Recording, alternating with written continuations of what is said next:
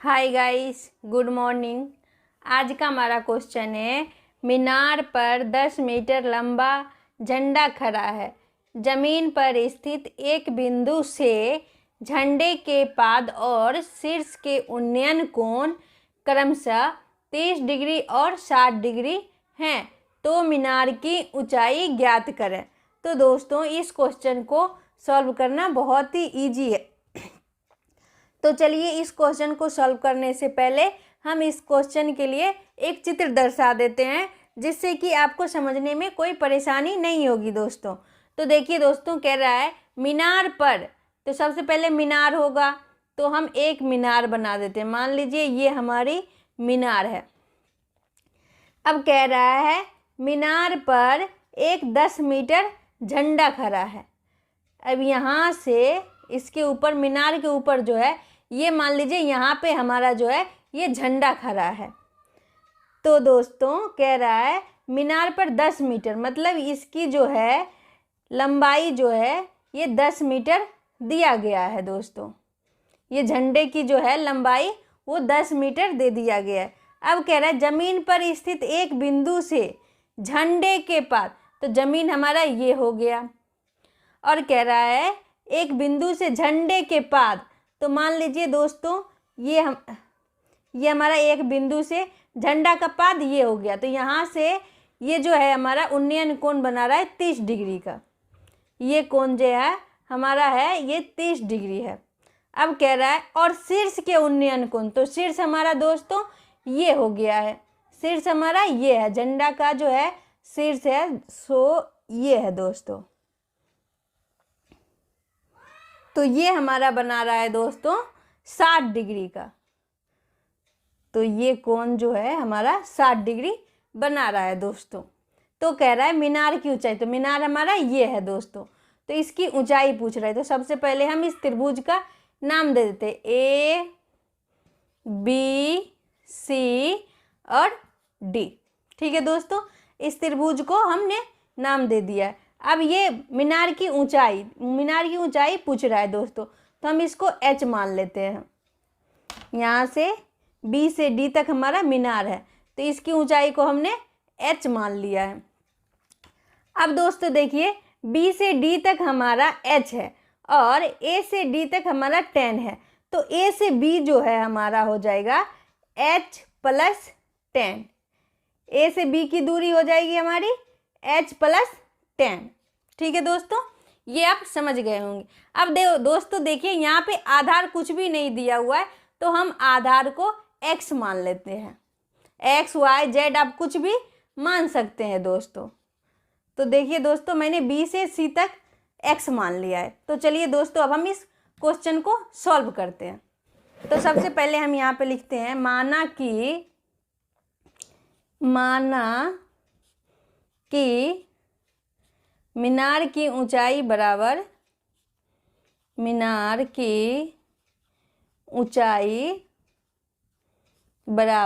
h metre है। तो दोस्तों मैंने सबसे पहले मीनार की ऊंचाई को x मान लिया है, वो h मीटर है। मैंने मीनार की ऊंचाई को h मीटर मान लिया है, तथा बिंदु B से बिंदु C की दूरी को x माना है, तथा बिंदु B से बिंदु C, बिंदु B से, B तो लिखा ही नहीं दोस्तों,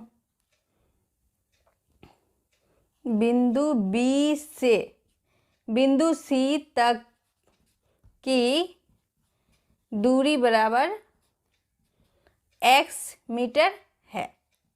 ठीक है दोस्तों, मैंने जो माना है उसको मैंने लिख दिया है। तो प्रश्न से समकोण, देखिए दोस्तों ये हमारा समकोण त्रिभुज बन रहा है, क्योंकि दोस्तों ये जो मीनार जो है एक जमीन पर स्थित है, मीनार सीधा खड़ा है तो 90 डिग्री बनता है दोस्तों। तो प्रश्न से समकोण त्रिभुज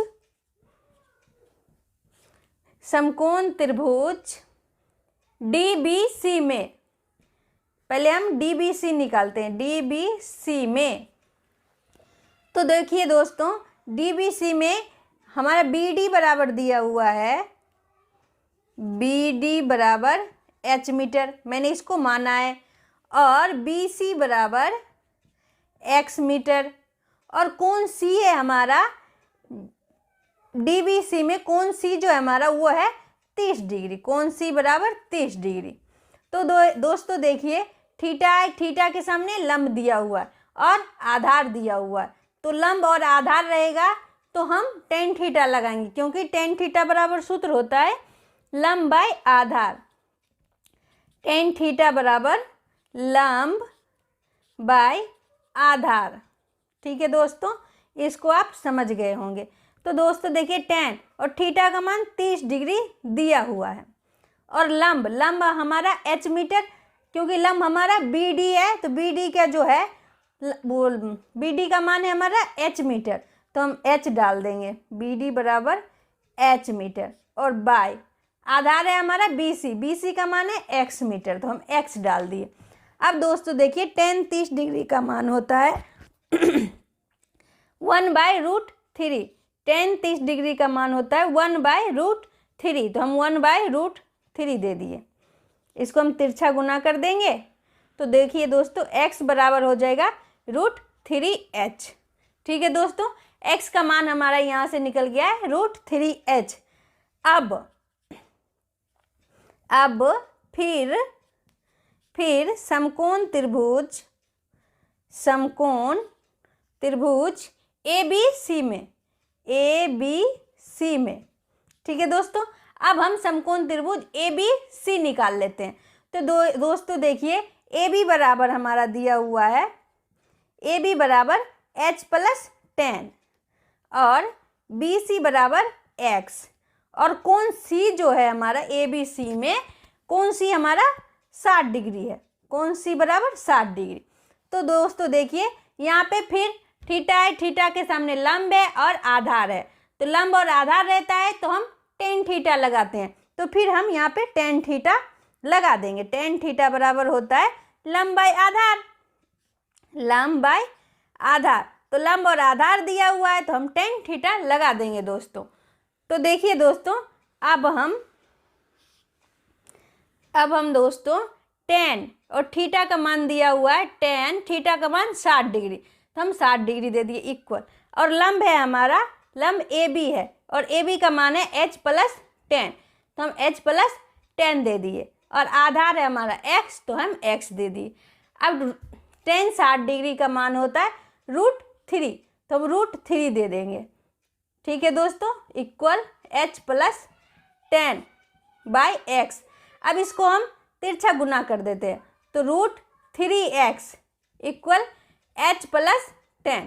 ठीक है दोस्तों, अब दोस्तों देखिए, √3 और x का मान हमारा यहाँ पे निकल गया है √3h, तो इंटू है तो हम इंटू दे दिए, और √3h इक्वल h + tan।